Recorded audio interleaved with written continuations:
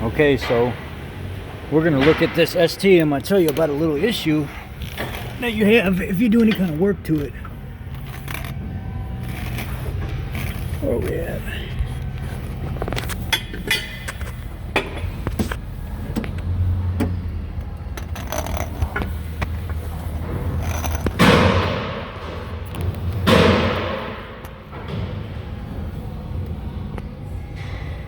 See that bolt right there on the bottom of that trans where the belt housing comes down? See that track mark where it's got a little dirt, it's got a little brown spot right here, this bolt.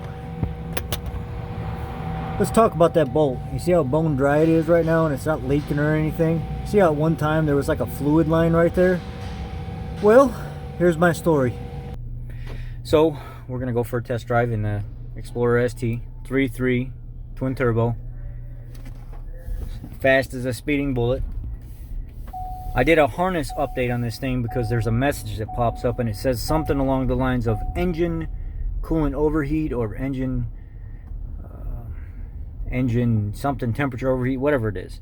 The center of the valley basically has to be pulled apart to get to the ECT sensor underneath it and both knock sensors, and you replace that harness. When you're done, you're going to get some coolant, in places that shouldn't be there, and you want to wash the engine off. So I pull it down to the engine bay, be very careful, or down to the porter bay, be very careful, engine running, spray off the engine real lightly, kind of not directly focusing my stream on any one individual part, more of a mist type than anything. What ends up happening is that water off the back of the manifold, the block area and stuff like that goes down inside the transmission. It's not a real tight seal where those bolts hold the transmission to the block.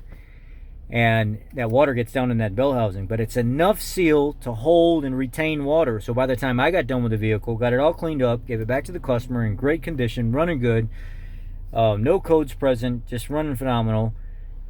The customer gets home and they park it in the driveway. Drip, drip. They don't notice it because by the morning, it dries up. Then a long day that they let it sit without even running it. Drip, drip, drip. Okay, so you start to see a little wet spot on the concrete. They bring it in today and they're like, hey, this thing is still leaking coolant. Well, I bring it in and I'm like, wow, the engine's dry. All the hoses where the coolant goes is dry. The valley's dry. Everything's dry. Why does it look like the coolant is dripping literally from the bottom of the bell housing? It's because it's not a super tight seal all the way around. That water, when you're washing the engine and stuff off, gets down inside the bell housing, and the only way to get it out of there fast is you got to pull the center bell housing bolt on the bottom and then one of the adjacent ones with the engine off and just let it sit there. Let it sit there and drip, and it'll all come out. They really need to put a relief hole down there or make something where one of those ports down there you can tap it or something where it's not going to mess with the integrity of the trans.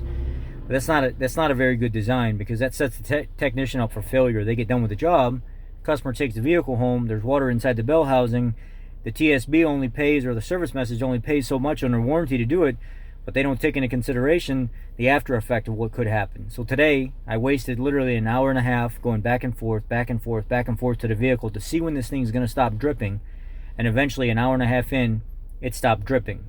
I tracked the coolant reservoir, still full, engine not leaking, engine super clean, put the bolts and stuff back in, ran the vehicle for 30 minutes, shut it off, test drove it twice, shut it off, and then now I'm going to go test drive the vehicle again. So I probably have close to 2 hours in this vehicle, all because that transmission retains water and I got to get that water out of there. So maybe if an engineer watches this from Ford, that's something that you can take into consideration because we eat up a lot of time that we don't get paid for and we're trying to make the customer happy. Thank you.